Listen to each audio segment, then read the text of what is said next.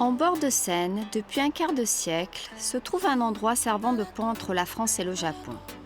C'est la Maison de la Culture du Japon à Paris.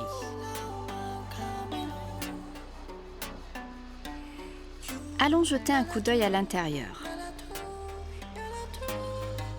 Tout au long de l'année, divers événements y sont organisés.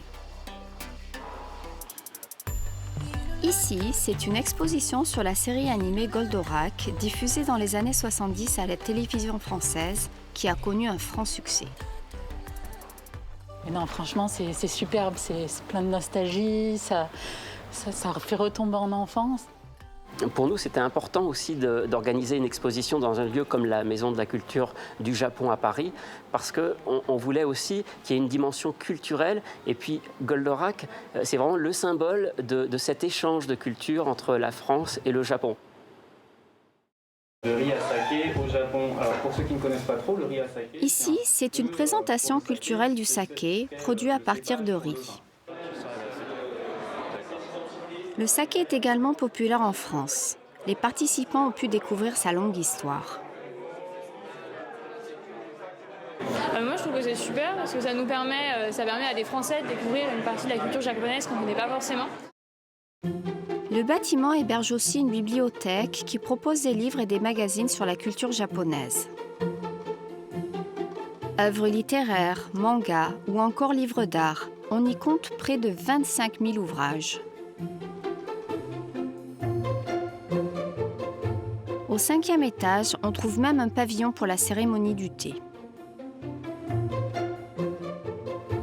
C'est véritablement le lieu d'échange culturel franco-japonais par excellence. La Maison de la Culture du Japon à Paris a été fondée en mai 1997. Le président de l'époque, Jacques Chirac, a inauguré le bâtiment aux côtés de la princesse Noli. フランスと日本、ひいては欧州とアジアとの幅広い交流と創造の場として育っていきますよう願ってやみません。 Le premier président de la Maison de la Culture du Japon à Paris a été M. Isomura Hisanori, présentateur du journal télévisé de la NHK. En juillet 2021, M. Suzuki Hitoshi a été nommé 5e président. Ancien directeur général de la NHK pour l'Europe, c'est un journaliste au large réseau. Il est chevalier de l'Ordre national du mérite français.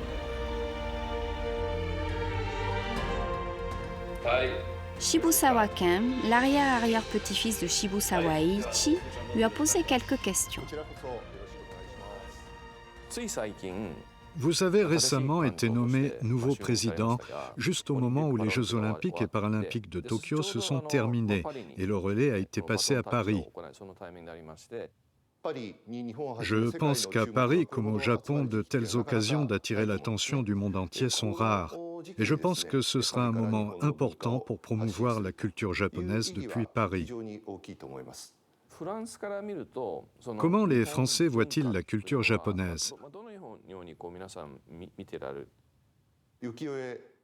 L'ukiyo-e a beaucoup influencé les peintres impressionnistes. Au début du XXe siècle, le Japon a eu une grande influence, dit-on, sur des penseurs comme Paul Claudel, André Malraux, Jean Cocteau et, dans les années 70, Roland Barthes. Ensuite, dans les années 80, à mesure que la force économique du Japon a augmenté, sa présence en France s'est accrue. Les Japonais sont perçus comme pragmatiques et économiquement puissants, mais on n'arrive pas à saisir précisément leur mode de pensée. Lorsque l'on regarde la France d'aujourd'hui, on se rend compte que la culture japonaise est présente et populaire dans des domaines nombreux et variés.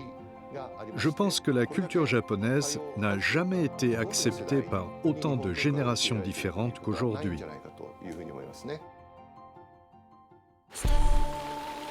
En coopération avec la Fondation du Japon, dont la Maison de la Culture du Japon est la représentante à Paris, Japonisme 2018, les âmes en résonance, s'est tenu en France en 2018 et a accueilli plus de 3,5 millions de visiteurs. Il y a bien longtemps, lors de l'exposition universelle de 1867 à laquelle avaient participé Shibusawa et Eiichi, le japonisme avait marqué le monde pour la première fois. 150 ans plus tard, il a émerveillé les Français une nouvelle fois. De nombreux événements sont organisés à la Maison de la Culture du Japon à Paris. L'Ikebana exprime le sens de l'esthétique des Japonais, à qui la nature importe énormément. Ensuite, l'exposition sur l'ère Jomon, aux origines de la culture préhistorique japonaise.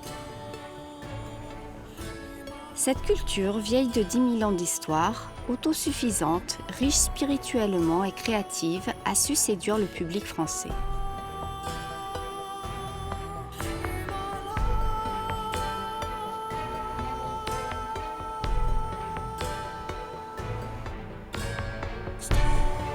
Les activités de la Maison de la Culture du Japon à Paris sont sponsorisées par de nombreuses entreprises privées. Une amicale, composée de plus de 60 entreprises, soutient ainsi les projets de la Maison de la Culture du Japon à Paris depuis le Japon.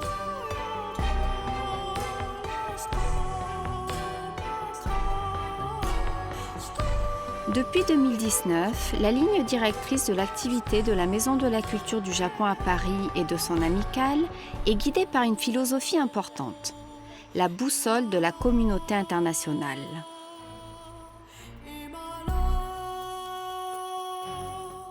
Nous vivons une période d'incertitude avec l'aggravation des problèmes environnementaux et les disparités et fractures qui menacent le monde.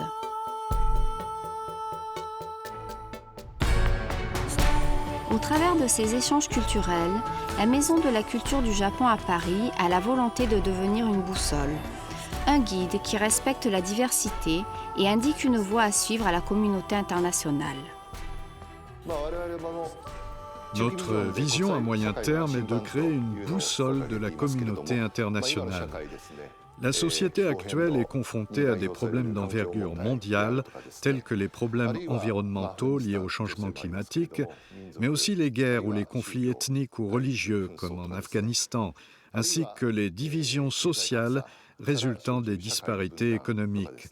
Dans de telles circonstances, nous aimerions jouer un rôle dans l'amorce des discussions afin de trouver des pistes de solutions à grande échelle à travers la diffusion de la culture japonaise.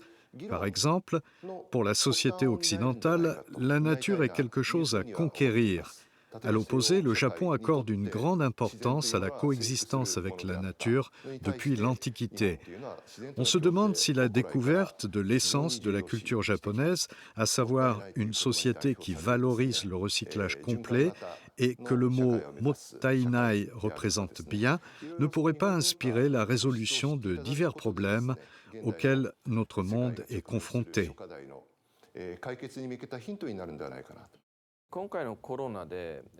Je pense qu'avec cette pandémie, nous avons réalisé que les êtres humains étaient connectés et que lorsque l'activité économique a été à l'arrêt, on a vraiment pu visualiser à quel point l'activité humaine avait un impact sur la nature.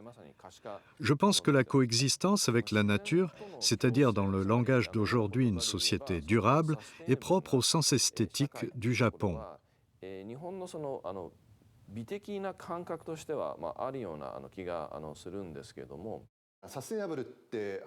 Dans un sens, durable signifie que personne n'est laissé pour compte.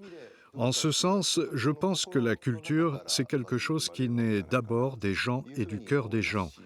Au départ, le mot « culture » en français vient du latin « colere », qui signifie « cultiver ».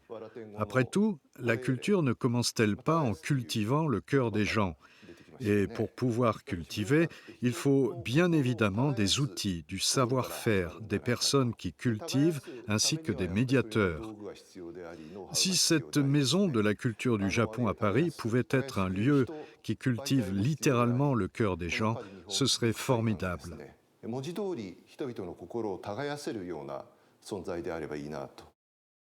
En septembre 2021, la Maison de la Culture du Japon à Paris a lancé Matsuri, un festival organisé dans l'espoir de reléguer au passé la crise du coronavirus.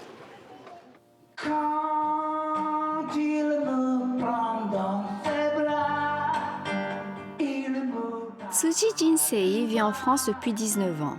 C'est un écrivain et musicien actif dans plusieurs domaines, au Japon aussi.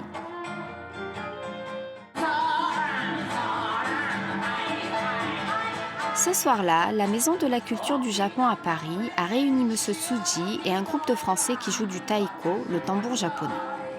Il explique que plus que jamais aujourd'hui, en pleine pandémie, il réalise à quel point il est important de continuer à partager la culture avec un vrai public. À cause du Covid-19, on ne peut pas continuer à faire de la musique et du théâtre comme avant.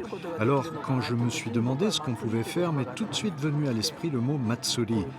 La Maison de la Culture du Japon à Paris, c'est précisément ce genre de lieu d'échange où toutes les voix peuvent s'exprimer. Le secteur public, le privé, mais aussi les citoyens qui peuvent échanger.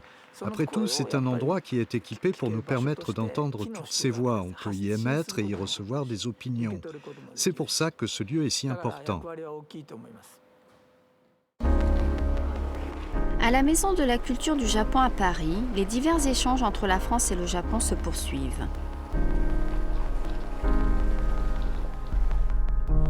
Avec la projection d'Otoko wa Tsuraiyo, C'est dur d'être un homme, une série de films emblématiques du Japon diffusée dans son intégralité. Ou encore une exposition présentant l'architecture du Japon post-bulle économique. Respecter et mettre en valeur la diversité des cultures, c'est le fondement de la construction d'une société durable. La Maison de la Culture du Japon à Paris s'engage à proposer une offre toujours plus variée et transmettre son message à un public toujours plus large à travers le monde.